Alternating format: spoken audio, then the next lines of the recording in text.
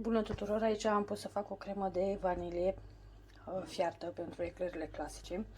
Eu folosesc 1 litru de lapte, 8 linguri amidon, 8 de zahăr, păstaie de vanilie sau folosesc așa ceva, da?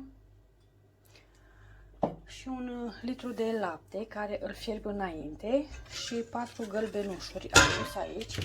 Albușurile le am aici, care le voi bate spumă și la sfârșit, când va fi crema fiartă, voi adăuga albușurile și voi spuma. O să vă arăt și finalul. Laptele a fiert, o să-l iau ușor și o să-l pun aici.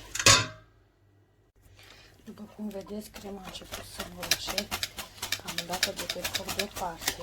Trebuie amestecat foarte bine pentru a nu se prinde de fundul lasului.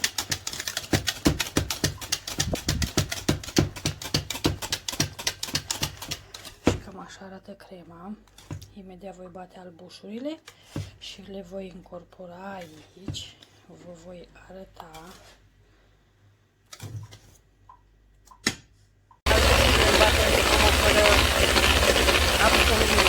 Sau puțină sare. Eu am pus sare de urmă, nu vă mai pune albușurile. Bate spumă și să le aplicăm în cremă. Bătute spumă le-am adăugat peste crema fierbinte și amestecăm ușor. Crema se va spuma. Va deveni mai pufoasă și o vom lăsa jumătate de oră la răcorit. Apoi vom umple eclerele.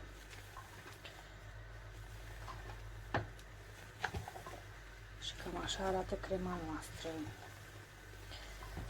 Nu folosesc des crema asta pentru că nu prea folosesc creme fierte.